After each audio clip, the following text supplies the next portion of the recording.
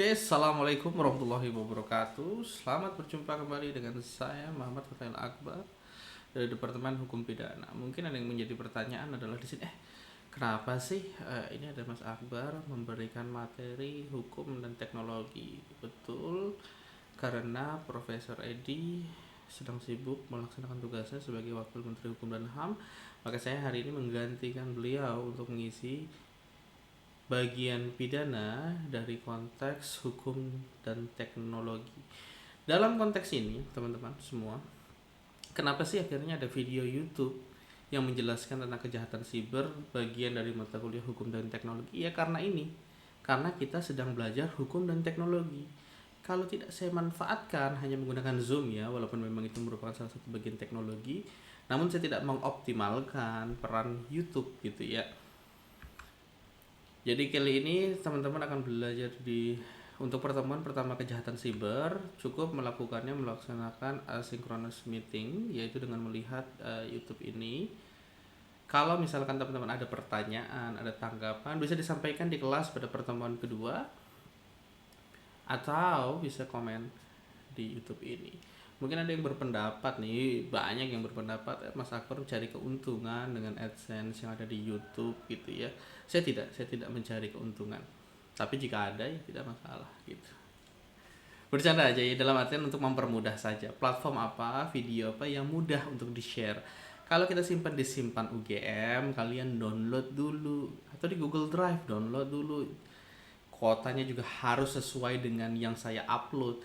Kalau di YouTube saya upload, nah ini kan ada belajar di teknis hukum dan teknologi, misalkan saya upload video berjumlah 2 GB, kuota kalian adalah kuota Kemendikbud yang sangat terbatas, itu kalian bisa pilih yang 320p, gambarnya agak-agak buram, paling nggak kan bisa mendengarkan suaranya, atau memilih menggunakan YouTube Music, saya rasa bisa juga untuk mendengarkan suaranya saja.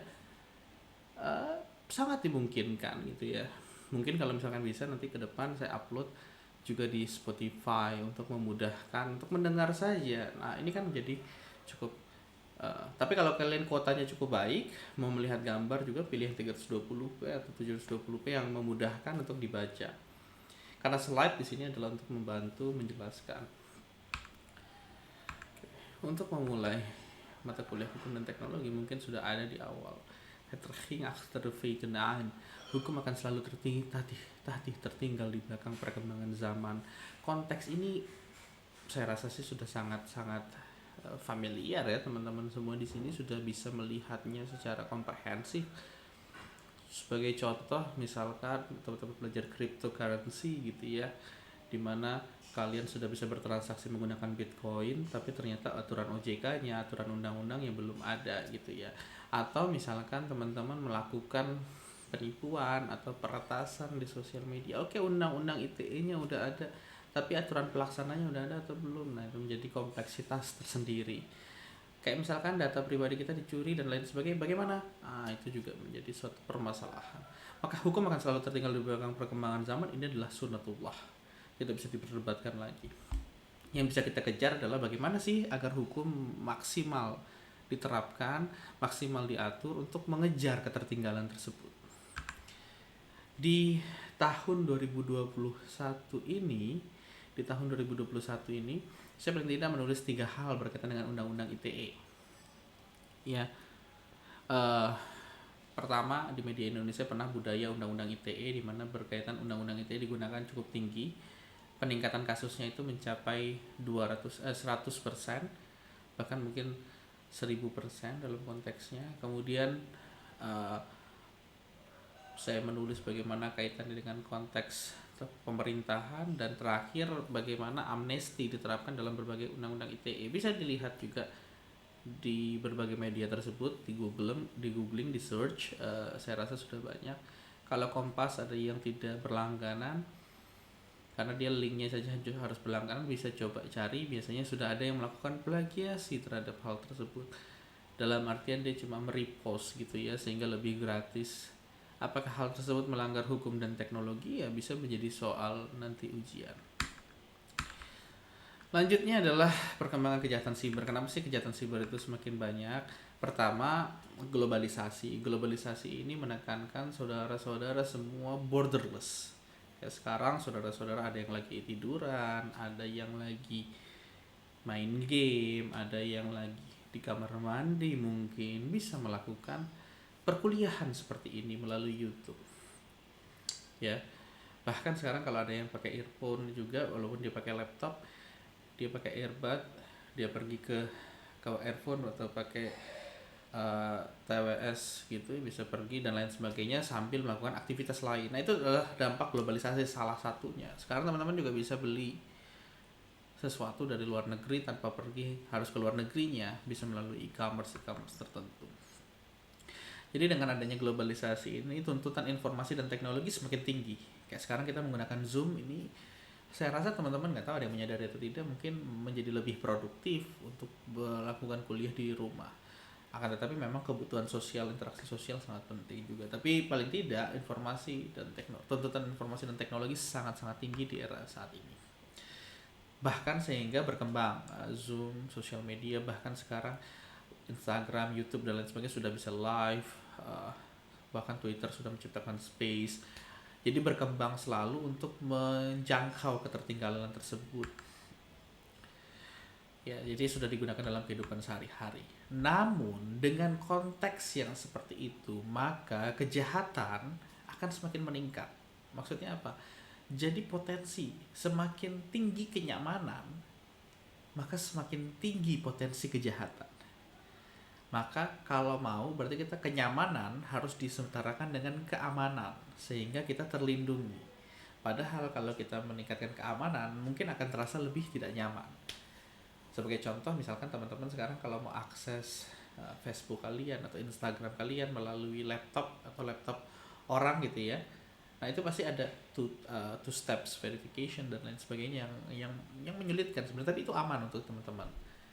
Kayak misalkan saudara harus mau login bank tertentu gitu ya, harus ada two steps verification yang mereka kirim OTP dulu ke AP-nya dan lain sebagainya, jadi agak ribet.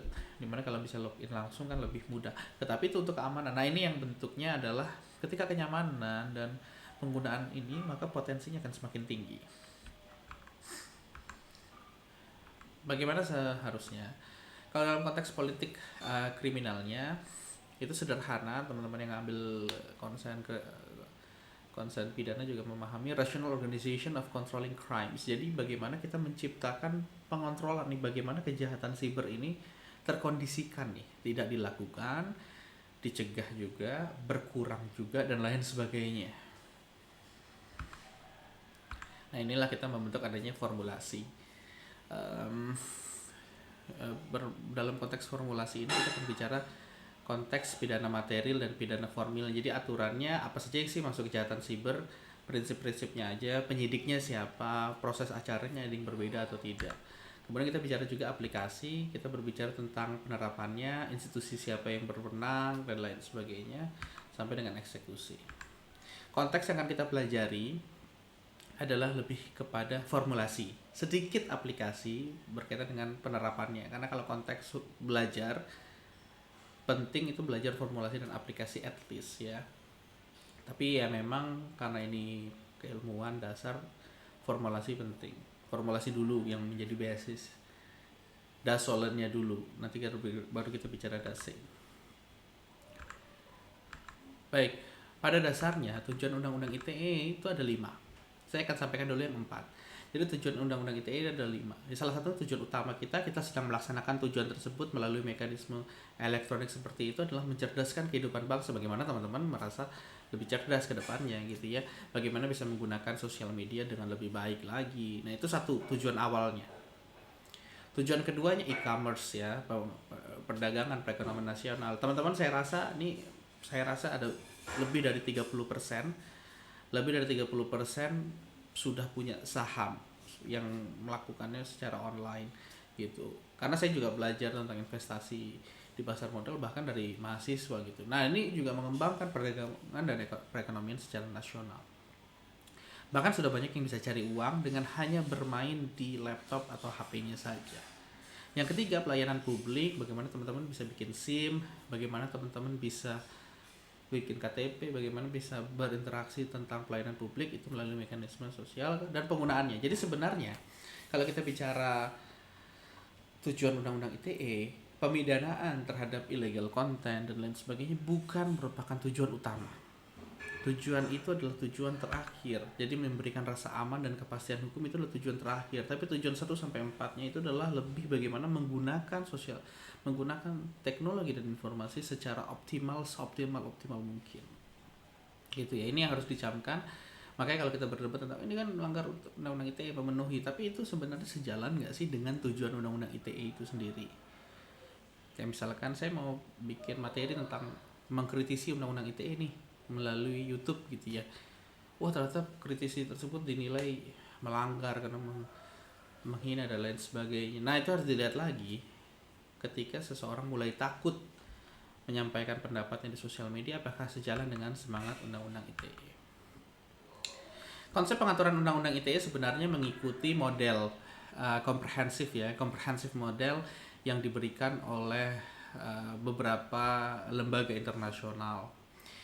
Pernah dibentuk model Law on Electronic Commerce, Electronic Signature. Nah, ini dibentuk. Pernah juga ada bentuk International Credit Transfer, ya. WTO dan OECD juga pernah membentuk bagaimana aturan-aturan wajibnya sebenarnya untuk mengatur informasi dan teknologi elektronik. Teknologi dan informasi elektronik. Bagaimana sih harusnya diatur, apa saja yang harus diatur? Kenapa dinamakan comprehensive model? Karena dia mengatur dari hulu ke hilir. Pidana itu sebenarnya masuknya lebih ke hilir ya dalam konteks pelanggaran di sini, tapi hulunya siapa yang bisa menciptakan teknologi, kemudian siapa yang mengatur, siapa yang mengadministrasikan dan lain sebagainya. Oke, makanya dia bersifat administratif penal law. Kenapa? Dia ketentuan administratif yang memiliki ketentuan pidana di dalamnya. Nah, ini saya rasa akan saya skip. Ada beberapa slide yang akan saya skip, tapi tetap akan saya berikan karena ini sudah diberikan di dalam pidana khusus. Intinya undang-undang ITE masuk ke dalam administratif penal law karena dia bersifat ekstra. Undang-undang ini dibentuk untuk menciptakan administrasi teknologi dan informasi dengan ketentuan pidana di dalamnya. Perbuatan yang dilarang. Perbuatan yang dilarang ini ada dua bagian kalau saya klasifikasikan. Jadi pada dasarnya ada dua, ini adalah yang murni teknologi dan informasi atau yang dia pengembangan. Pengembangannya apa? Kejahatan konvensional yang dilakukan melalui undang-undang ITE. Murni dulu. Murni itu misalkan kita melakukan intersepsi penyadapan atau kalian meretas sebuah situs dan lain sebagainya. Nah, itu murni benar-benar adalah teknologi dan informasi. Atau saudara merusak sistem. Misalkan teman-teman nih tidak suka dengan cara KRS di Seamaster. Saudara merusak sistem Seamaster gitu. Paling enggak bisa agak libur sedikit lah tugas-tugas semua orang nggak ada yang bisa ngerjain. Misalkan ada, saya tidak merekomendasikan, itu masuk ke dalam kejahatan siber murni ya teman-teman. Kalau dalam dalam Seamaster berperang tentang KRS, ada yang masuk gitu ya, saya mau coba mencuri password dia untuk masuk mata kuliahnya. Nah, itu masuk ke dalam kejahatan siber murni. Tapi kalau yang pengembangan itu misalkan menghina, kamu ini nggak punya otak gitu misalkan ya, ada perkataan seperti itu. Kalau kita sampaikan sebenarnya kan dari zaman Firaun sebelumnya juga sudah banyak menggunakan konteks-konteks penghinaan seperti itu, mungkin bahkan lebih parah. Cuma ketika dia digunakan sosial media ya, ketika bagaimana sudah digunakan sosial media untuk menghina tadi, nah itu berkembang dia tadi kejahatan konvensional biasa menjadi kejahatan siber. Nah, kayak prostitusi, kayak dia misalkan menawarkan prostitusi seperti biasa, itu masuk ke dalam tindakan-tindakan konvensional yang bahkan bukan merupakan perbuatan pidana gitu ya. Tetapi ketika dia menawarkan hal tersebut di media sosial, dia sudah masuk ke dalam kejahatan siber yang akan kita bahas juga nanti. Kalau berdasarkan model United Nations tadi, berdasarkan comprehensive model tadi, paling tidak ada 4. Ini berdasarkan European Union Conventions on Electronic Law, on Technology and Electronic Informations. Dia menggariskan ada 4 jenis kejahatan pada dasarnya. Yang makanya yang pertama, saya bisa katakan yang pertama dan yang kedua itu berkaitan dengan kejahatan murni. Offense against confidentiality, integrity, and availability of the computer data system, ya. Computer related offenses itu masuk ke dalam kejahatan siber murni. Content related offenses adalah kasus-kasus yang sering kita dengar di Indonesia berkaitan dengan konten. Yang terakhir adalah infringement, pemalsuan, duplikasi, plagiasi, dan lain sebagainya. Nah, itu masuk pengembangan juga. Tetapi yang diatur dalam Undang-Undang ITE lebih kepada 123. 123 di mana nomor 3 itu melihat penerapan yang paling banyak di Indonesia. Nah, ini beberapa contohnya. Saya rasa saya akan skip untuk mempermudah teman-teman. Ini contoh kasus yang ditemukan, ya. SafeNet pernah melakukan, Tempo.co pernah melakukan. Sebagian besar atau bisa saya sampaikan pidana yang masuk dalam siber itu 80-90% berkaitan dengan konten. Yang nggak berkaitan dengan konten, contohnya misalkan teman-teman bisa lihat di sini ada peretasan. Misalkan saudara bisa di sini radio tanpa izin mengganggu sistem elektronik, hanya seperti itu, sebagian kecil. Sisanya pencemaran nama baik, ujaran kebencian, melanggar kesusilaan, berita bohong, ya, manipulasi informasi dan lain sebagainya. Walaupun kalau kita lihat hoax itu bisa dipidana nggak menggunakan undang-undang ITE, nanti kita akan bahas. Ini yang akan kita lihat.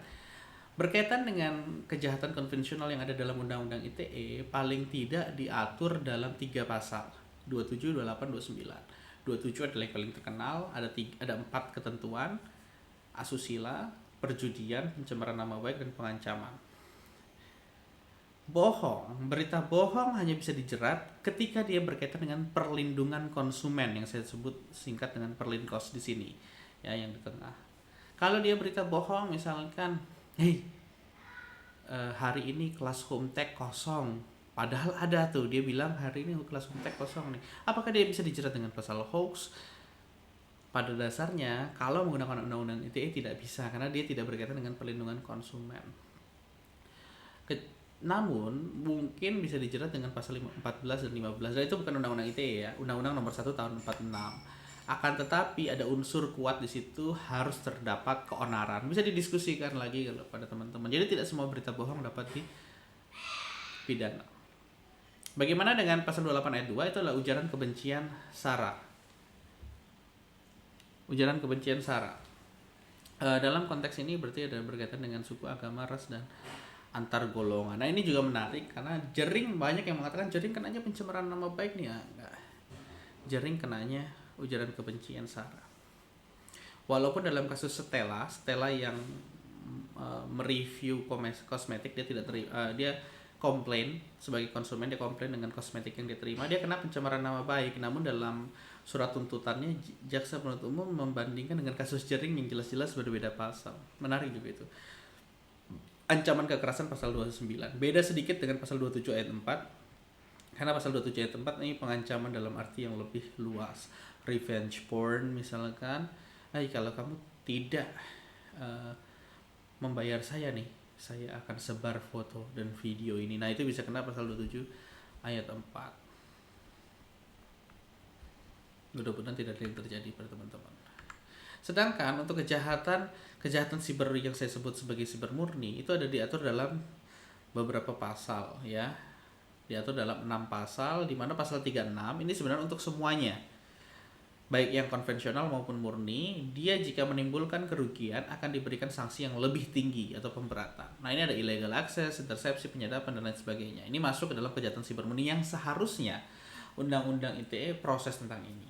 Makanya kemarin ada kepolisian yang melakukan penyidikan tentang perusakan sistem carding. Saya lebih apresiatif dalam konteks tersebut karena berarti arahnya sesuai dengan tujuan Undang-Undang ITE. Karena di dalam SKB, surat keputusan bersama Kementerian Kominfo, kemudian Kejaksaan Agung dan Kepolisian itu sudah disepakati bahwa kalau berkaitan dengan pasal 27 ayat 1 sampai 27 ayat 4 gitu ya. Terutama pasal 27 ayat 3 tentang penghinaan atau pencemaran nama baik, diutamakan penyelesaian di luar persidangan, bagaimana mereka bisa berdamai. Oke. Ini sekedar unsur pasal 27 aja. Ini sebagai bayangan aja, karena kayak kita nggak mungkin mempelajari semua pasal. Saya akan perdalam lagi di pertemuan selanjutnya. Intinya adalah setiap orang ya dengan sengaja tanpa hak mendistribusikan. Nah, ini dengan sengaja dan tanpa hak berarti dia ada intensi. Ya. Pembuktiannya nanti di dalam hal ini adalah bagaimana betul dia yang memposting. Nah, ini yang juga sangat urgent. Berarti dia dengan sengaja memposting atau mentransmisikan atau membuat dapat diaksesnya. Nah, ini juga umum. Satu, mendistribusikan itu dia mengirim. Menurut SKB ITE, kalau dia hanya mengirim ke personal satu-satu itu tidak masuk, atau dia mengirim ke grup kecil, grup yang jumlah anggotanya sekian, yaitu saya lupa agak 10 atau 20 orang, itu tidak masuk ke dalam mendistribusikan. Ya harus yang grup besar. Walaupun itu kan tafsir dalam SKB ITE, apakah SKB ITE itu melekat? Itu menjadi pertanyaan juga. Atau mentransmisikan. Ya. Jadi kalau dia melakukannya di sosial media yang besar kayak Facebook, YouTube yang open, yang tidak di-lock juga, itu sangat mudah terpenuhinya dua ini. Bahkan dalam kasus Baik Nuril, membuat dapat diaksesnya itu adalah ketika kita memberikan rekaman kita. Dalam kasus Baik Nuril memberikan rekaman pembicaraan dia dengan kepala sekolah kepada orang lain yang isinya memang agak terlihat kekerasan seksual. Itu isinya kalimat-kalimat yang tidak baik. Namun rekaman tersebut diposting gitu di sosial media oleh orang lain, bukan Baik Nuril. Itu dianggap terbukti walaupun akhirnya di konteks tersebut diberikan amnesti. Jadi paling tidak pasal 27 ini sudah menghasilkan 2 amnesti selama Presiden Jokowi. Amnesti pertama tentang Baik Nuril, pasal asusila. Amnesti kedua adalah Pak Saiful Mahdi dari Aceh, pasal penghinaan. Nah, ini juga menjadi catatan ketika ada amnesti diberikan, berarti diketahui penegakan hukum ITE tidak begitu tepat dilaksanakan. Oke, putusan MK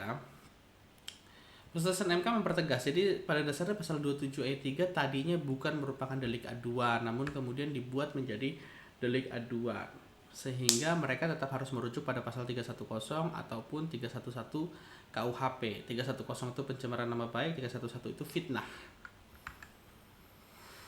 Undang-undang ITE ini dikenal menurut putusan Mahkamah Konstitusi tersebut sebagai pembatasan freedom of speech, karena freedom of speech itu tidak merupakan hak yang absolut, bisa dibatasi. Nah, salah satu pembatasannya dengan undang-undang ITE. Harapannya dari pembatasan itu adalah bertujuan melindungi pengguna teknologi. Kita tidak mengirimkan gambar yang tidak senonoh atau tidak mengeluarkan kata-kata yang tidak baik gitu ya. Nah, itu yang harapannya. Apakah kemudian terjadi seperti itu? Kita akan diskusikan. Nah, ini saya rasa nanti akan dipelajari teman-teman. Saya sudah menjelaskan unsur per unsur dengan cukup komprehensif. Saya akan coba. Nah, ini dalam pencemaran nama baik aja. Maksudnya terang bahwa dia adalah untuk menjatuhkan martabat seseorang atau perbuatan yang benar yang mencemarkan dengan hasrat untuk menghina atau melukai perasaan orang lain. Jadi misalkan, kok bisa sih IPK-nya 2,5 gitu, misalkan, ya. Nah, itu apakah itu menghina atau cuma menyampaikan fakta? Itu kan memang sangat subjektif dalam konteks ini. Sebenarnya kan kalau misalkan kita bisa selesaikan secara sosial, ya jangan disampaikan seperti itu, atau misalkan dia bisa mengatakan, ya jangan ngomong sembarangan dong gitu, dan lain sebagainya, bisa diselesaikan di warung kopi daripada masuk ke dalam proses peradilan pidana. Nah, ini yang menjadi argumentasi, karena di dalam surat keputusan bersama disampaikan tidak dikatakan menghina ketika dia bersifat hujatan aja, misalkan kalimat-kalimat binatang, karena itu dianggap pencemaran ringan, dia masuknya dalam pasal 315 KUHP, tidak masuk ke dalam konteks ini ya. Kayak misalkan menyebutkan sesuatu seperti itu. Kalau saya contohkan di sini, nanti saya dikenakan undang-undang ITE atau tidak, walaupun tujuannya adalah pembelajaran. Tetapi teman-teman bisa membayangkan. Nah, dalam konteks tersebut juga SKB itu sudah memberikan batasan juga kritik, opini ataupun pendapat hasil penelitian tidak bisa dijerat ini juga.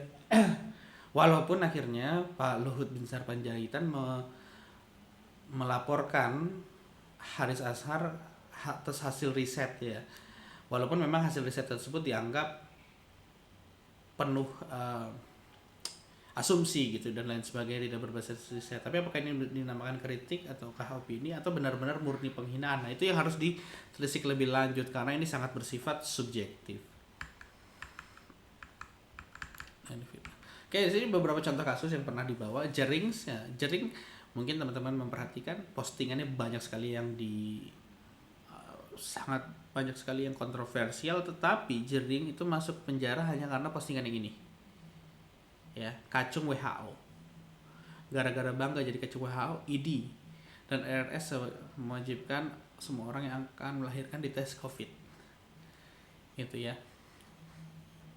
Nah, ini juga definisinya dia kenanya SARA. Kok kena SARA? SARA kan suku, agama, ras dan antar golongan. Nah, ID dimasukkan sebagai antar golongan. Nah, ini menjadi perdebatan yang cukup kontroversial. Sama seperti Ahmad Dhani, kalau Ahmad Dhani malah lebih tegas sarannya karena dia ke agama. Siapa saja yang mendukung penista agama adalah bajingan. Nah, ini berarti dia mengutarakan dari kasus Ahmad Dhani sama kasus Jering sebenarnya lebih condong si Ahmad Dhani ini, karena kalau Jering kacung WHO, apakah kacung WHO itu penghinaan? Menurut ID, apakah ID masuk ke dalam antar golongan? Itu perdebatan. Ini satu di bawahnya lagi adalah kasus penghinaan, mengatakan suatu organ intim seseorang itu seperti bau ikan asin disampaikan dalam video YouTube-nya. Saya juga nggak paham lagi dengan kontennya. Lebih baik dia memberikan konten-konten perkuliahan daripada konten-konten seperti itu. Walaupun lebih banyak yang menonton konten seperti itu. Dalam konten tersebut dia sampaikan bahwa itu masuk ke dalam pasal 27 ayat 1 tentang asusila. Nah, ini adalah kasus fenomenal pertama. Ini seharusnya slide pertama tadi. Kasus fenomenal pertama yang ada di dalam Undang-Undang ITE, Berita Mulyasari. Teman-teman kalau bisa memperhatikan, berita ini cukup menyedihkan. Di email seperti ini, ya. Email ini, permasalahannya mungkin teman-teman langsung menemukan karena di subjek dia mengatakan penipuan. Walaupun sebenarnya Omni ini agak gawai juga. Penipuan ini tidak selalu pasal 378 KUHP. Penipuan itu bisa perdata juga, sebenarnya dikenal dalam pasal 1328 KUHP perdata. Dalam konteks ini, karena dia mengatakan kata penipuan, Omni merasa tersinggung karena merasa telah melaksanakan fungsi dan tugasnya dengan sebaik-baiknya. Nah, berita ini digugat secara perdata dan juga dilaporkan secara pidana menggunakan Undang-Undang ITE pasal 27 ayat 3. Perita ini sempat dibebaskan, kemudian dibebaskan, kemudian dipidana lagi oleh MA, kemudian di PK, baru dibebaskan lepas. Nah, ini makanya cukup panjang dan pelik kasusnya. Kasus ini yang kemudian mendasari dan ini sempat ditahan berita itu karena pasal 27 ayat 3 diancam dengan pidana 6 tahun penjara. Namun kemudian dikurangi ya. Kasus yang tidak jauh berbeda adalah kasus Baik Nuril. Jadi Baik Nuril melakukan pembicaraan dengan kepala sekolah, ada unsur asusilanya. Baik Nuril ini inisiatif, dia rekam pembicaraan tersebut, dia kasih rekannya, ini gimana nih kalau ada Pak Kepala Sekolah ngomong kayak gini. Temannya memposting hal tersebut di Facebook. Kepala sekolah tidak terima, diproses secara hukum, Baik Nuril yang menjadi tersangka. Panjang di putusan Pengadilan Negeri Mataram, Baik Nuril dibebaskan karena dianggap tidak terpenuhi unsurnya. Namun di Mahkamah Agung diputarbalikan menjadi memvonis bersalah. Lalu apa akhir dari Baik Nuril? Alhamdulillah Pak Jokowi memberikan amnesti. Berarti Pak Jokowi apakah mengatakan kejaksaan dan kepolisian salah telah memproses? Nah, itu adalah kesimpulan yang harus teman-teman pikirkan, bukan saya ungkapkan. Oke, dalam konteks ini juga kita bisa melihat kontroversi ya, permasalahan sebagai konten. Contoh pasal 27 ayat 3. penghinaan atau pencemaran nama baik sangat-sangat umum gitu. Kasus Saiful Mahdi mungkin masih oke, dia dikatakan dekanatnya itu koruptif atau diskriminatif dalam sebuah grup WA Fakultas Teknik, diproses hukum. Apakah itu masuk akal? Mungkin agak. Yang paling unik adalah PGRI di Surabaya, ada yang memposting di grup WhatsApp, dua orang botak diposting, terus dia kasih caption Persatuan Gundul Republik Indonesia. Terus orang-orang PGRI, sekjen PGRI saat itu tidak terima, dilaporkan.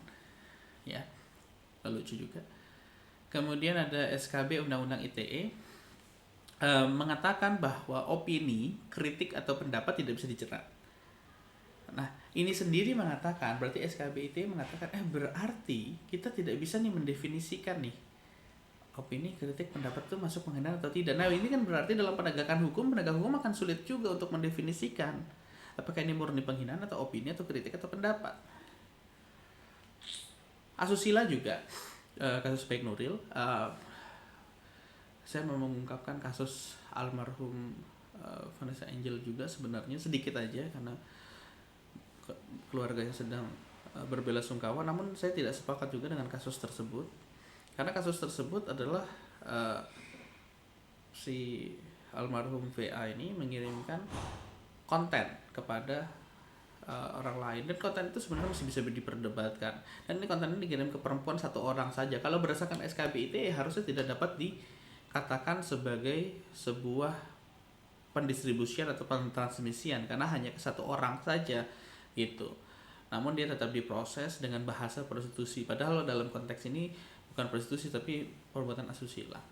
Yang teman-teman kalau misalkan bikin stiker nih, yang agak senonoh gitu, memenuhi nggak ya? Memenuhi sebenarnya kalau disamakan dengan kasus almarhum VA tersebut. Atau pasal 28 ayat 2 juga tentang antar golongan, ini cukup unik karena apakah ini dinilai antar golongan, misalkan Pradi dihina apakah dia bisa juga mengatakan hal tersebut, atau misalkan dosen dihina gitu ya, kita bisa katakan juga antar golongan, persatuan dosen gitu dan lain sebagainya. Nah, ini menjadi kompleks. Nah, ini ada beberapa kasus sebenarnya. Ini ya kasus harusnya kayak peretasan situs Bekasi gitu ya, atau di kasus Telkomsel juga. Ini sebenarnya yang seharusnya dicoba ditelaah ya, ditelaah lebih lanjut. Oke, jurisdiksinya gimana? Yurisdiksi pada dasarnya kalau misalkan berdasarkan Undang-Undang ITE, kejahatan yang terjadi di luar negeri itu dapat menjadi wilayah kita juga kalau terjadi, ya pasal 37 Undang-Undang ITE, kalau terjadi dan mengancam sistem yang ada di dalam negeri. Nah jadi Lex Informatika ini melekat, atau hukum informasi ya, jadi melekat pada hukum informasi secara komprehensif. Jadi kalau terjadi di luar negeri dan lain sebagainya bisa. Saya akan sederhanakan saja jurisdiksinya, itu dia menggunakan Lex Instrument. Kalau teman-teman ada yang lihat pinjol-pinjol di Sleman atau di Bantul ditangkap oleh Mabes, bisakah Mabes memproses? Bisa, karena selain dia melihat alat yang digunakan oleh para pelaku pinjol tadi, tetapi juga korban-korbannya, alat-alat yang digunakan korban dapat juga menjadi jurisdiksi dalam praktek penegakan Undang-Undang ITE. Alat bukti yang elektronik juga ditambah. Informasi dan dokumen elektronik menurut putusan Mahkamah Konstitusi itu masuk ke dalam alat bukti ke-6. Ya, jadi alat bukti tambahan, tidak masuk ke dalam surat, tidak masuk ke dalam petunjuk. Jadi dia masuk ke dalam alat bukti tambahan, informasi dan dokumen elektronik. Namun, ini menurut putusan Mahkamah Konstitusi tidak bisa nih kita kayak nyadap. Misalkan kita teleponan sama orang lain, kita rekam, nah itu dianggap menurut MK itu private. Kalau kita nggak punya prosedur penyitaan atau penyadapannya, kita nggak bisa. Nah, itu yang juga menjadi dasar bahwa semuanya harus ada prosedurnya. Tapi kalau CCTV gimana? Kalau CCTV itu diletakkan secara publik ya, dan orang bisa melihat itu, nah itu bisa dipakai. Tapi kalau misalkan CCTV itu ditaruh secara diam-diam di kamar mandi gitu ya, di wilayah private, nah itu nggak bisa dipakai walaupun terjadi kejahatan di dalamnya. Bisa didiskusikan. Nah, ini juga ada polisi siber terakhir mungkin yang saya sampaikan. Polisi siber itu pada dasarnya adalah Ditipit Siber ya, jadi Direktorat Tindak Pidana Siber. Nah, ini yang bekerja untuk melakukan pengawasan, pemantauan, dan juga penindakan jika terdapat tindak pidana siber. Harapannya memang mereka bergerak sesuai dengan SKB ITE dan juga bergerak berdasarkan semangat dari Undang-Undang ITE itu sendiri. Seharusnya ya memiliki batasan kapan dan dalam hal apa bisa perkara naik tanpa konflik kepentingan. Sebagai contoh, misalkan dia ada kasus penghinaan dan pencemaran nama baik, seharusnya menunggu delik aduan dulu daripada bergerak langsung. Nah, yang lebih diutamakan adalah bagaimana misalkan terjadi kasus carding, ya pemalsuan kartu kredit, atau misalkan pencurian identitas, ya itu yang bisa diproses langsung, itu menjadi batasan dari Polri tadi. Penegakan hukum yang berimbang juga sangat penting. Menegakkan konsep pada ultimum remedium pada konten-konten ilegal saya rasa sangat penting untuk mengurangi beban penegakan hukum. Nah, ini juga menjadi pemberian edukasi. Jadi kalau misalkan ada postingan yang melanggar hukum, dugaan SARA, sebaiknya langsung di DM atau mungkin disita akunnya, bekerja sama dengan Twitter, bekerja sama dengan Instagram, Facebook, TikTok, dan lain sebagainya untuk mencegah hal-hal seperti itu, untuk menjaga wilayah kita bebas dari kejahatan siber. Oke, mungkin begitu sampai dengan saat ini. Kalau ada pertanyaan bisa sampaikan di kolom komentar atau bertemu dengan saya di kelas-kelas lain. Terima kasih. Assalamualaikum warahmatullahi wabarakatuh.